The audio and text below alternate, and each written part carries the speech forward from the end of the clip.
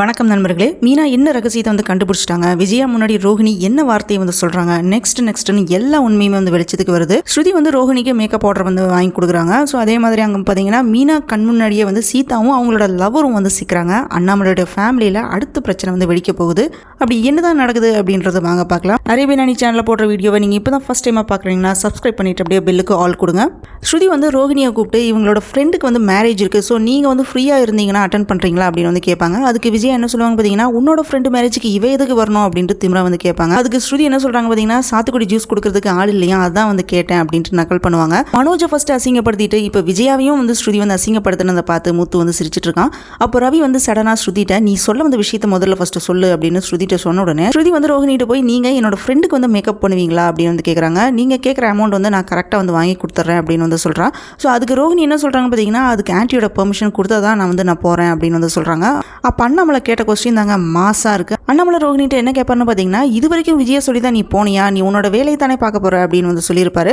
So இதில் எதுக்கு Vijaya okay சொல்லணும் அப்படின்ட்டு நீ சொல்லிட்டு இருக்க அப்படின்னு கேட்பாரு. அப்படியே அண்ணாமலை விஜயாட்ட நீ எதுவும் வெளியே போகக்கூடாது அப்படின்னு மிரட்டி வச்சிருக்கியா அப்படின்னு அண்ணாமலை கேட்பாரு. அதுக்கு விஜயா என்ன சொல்லுவாங்க பார்த்தீங்கன்னா, நான் என்னோட பையனோட கடைக்கு மட்டும்தான் அவளை போகக்கூடாது அப்படின்னு சொல்லியிருக்கேன் அப்படின்னு விஜயா சொல்லிடுவாங்க. ஸோ இவ ஹெல்ப் இல்லாமல் என் பையனாலையும் அச்சீவ் பண்ண முடியும், இவ தான் என்னமோ என் பையனை உருவாக்கின மாதிரி சீன் போட்டுட்டு இருக்கா விஜயா திட்டிட்டு இருப்பாங்க. அப்போ அண்ணாமலை என்ன சொல்றாருன்னா, இத்தனை நாளாக வீட்டில் என்ன நடந்துச்சுன்னு உனக்கு மறந்து போயிடுச்சா அப்படின்னு விஜயாட்ட கேட்பாரு. அதுக்கு முத்து என்ன சொல்றான்னா, மனோஜ் தான் அவன் பொண்டாட்டிக்கு ஏதாவது ஒண்ணுனா என்னன்னு கேட்கணும், ஆனா அவன் தான் என்ன நடந்தாலுமே அம்மா பேச்சு தானே கேட்கறான் அப்படின்னு முத்து சொல்றான். அதுக்கு ரோஹிணி என்ன சொல்றாங்கன்னா, எங்களோட விஷயத்துல நீங்க தலையிடாதீங்க அப்படின்னு சொல்றாங்க. ஸோ அதுக்கு முத்து கோவப்படுறான். அதுக்கப்புறம் மனோஜ் என்ன சொல்றான்னா, இவனுக்கும் இவன் பொண்டாட்டிக்கும் இதே வேலையை தான் போச்சு, நானும் ரோஹிணியும் என்ன பண்றோம் அப்படின்னு பார்த்துட்டே திரியிறாங்க, இவ்வளவு பிரச்சனை நடக்கிறதுக்கு காரணமே இவங்க தான் அப்படின்ட்டு மொத்த பழியுமே தூக்கி முத்து மீனா மேல போட்டுறான். அதுக்கு அண்ணாமலை என்ன சொல்றான்னு பாத்தீங்கன்னா, இவங்க ரெண்டு பேருமே இந்த ப்ராப்ளம் பெருசாக கூடாதுன்னு தான் வீட்டுக்கு சொல்லியிருக்காங்க அப்படின்னு சொல்றாரு. அவங்களுக்கு ரோஹிணியை வீட்டு விட்டு துரத்தணுன்ற ஒரு ஐடியாவே இல்லை அப்படின்னு சொல்றாரு. உடனே விஜய் என்ன சொல்றாங்கன்னா, இவங்க எதுக்காக இப்படி பண்ணனாங்க அப்படின்றது தெரியல, ஆனா இவங்க பண்ணனது தான் கரெக்ட் அப்படின்னு சொல்றாங்க. இவங்க வீட்டில் இங்க சொல்லலைன்னா இவளோட நாடகம் எனக்கு இன்னுமே தெரிஞ்சிருக்காது, இவ என்ன சொன்னாலுமே நான் நம்பிட்டு தான் இருந்திருப்பேன் அப்படின்னு சொல்றாங்க. இன்னும் எவ்வளவு இயர்ஸ் தான் இவ என்ன ஏமாத்திருப்பாளோ அப்படின்னு சொல்றாங்க.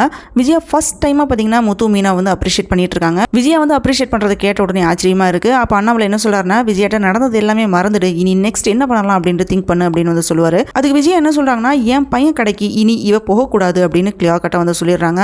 வேற எங்கனாலுமே வேலைக்கு போகட்டும், அதை பத்தி எனக்கு கவலை இல்லை அப்படின்னு சொல்லிடுறாங்க. அதனால ரோஹிணி என்ன பண்றாங்கன்னா, ஸ்ருதிட்ட நான் இந்த ஃபங்க்ஷன் அட்டன் பண்றேன் அப்படின்னு சொல்லிடுறாங்க. லாஸ்டா விஜயாக்கு தேங்க்ஸ் சொல்லிட்டு போயிடுறாங்க. அதை பார்த்ததுமே ஸ்ருதி என்ன சொல்றாங்கன்னா, இவங்களுக்கு ஆர்டர் வாங்கி கொடுத்தது நானு, ஆனா எனக்கு தேங்க்ஸ் சொல்லாம ஆன்ட்டிட்ட சொல்லிட்டு போறாங்க அப்படின்னு சொல்றாங்க. அதுக்கு முத்து என்ன சொல்றான் பாத்தீங்கன்னா, இப்ப பார்லர் அம்மாவோட குடுமி அம்மாவோட கையில தான் இருக்கு, அதனால அவங்க எங்கெல்லாம் இழுக்கிறாங்களோ அதுக்கு எல்லாமே பார்லர் அம்மா ஆடுறாங்க அப்படின்னு சொல்லிட்டு இருக்காங்க. அங்க சீதா என்ன பண்றாங்க பாத்தீங்கன்னா, அருண் கூட சேர்ந்து அருணோட அம்மா வீட்டுக்கு போய் பாக்குறாங்க. அருணோட அம்மாட்ட டேப்லெட் கொடுத்துட்டு சீதா அதுக்கப்புறம் என்ன பண்றாங்கன்னா, டீ போட்டுட்டு இருக்கும்போது அருணோட அம்மா அருண்கிட்ட மேரேஜ் எப்போ வச்சுக்கலாம் அப்படின்னு நான் சீதாட்ட கேட்கவா அப்படின்னு கேட்கறாங்க. அதுக்கு அருண் என்ன சொல்றான்னா, இப்ப நீங்க எதுவுமே பேசாதீங்க, நான் உங்ககிட்ட விஷயத்தை சொல்லிட்டேன் அப்படின்றது சீதாவுக்கு தெரியாது, தெரிஞ்சா இங்க வரமாட்டா அப்படின்னு அருண் சொல்றான். அதனால கரெக்டான டைம் பார்த்து நானே அவள்கிட்ட சம்மதம் வாங்கிக்கிறேன் அப்படின்னு சொல்லிட்டு சீதாவை அங்கிருந்து கூட்டிட்டு பைக்ல வரான். அப்போ ஒரு கடைக்கு பூ கொடுத்துட்டு வெளியே வந்த மீனா சீதா பாத்துறாங்க.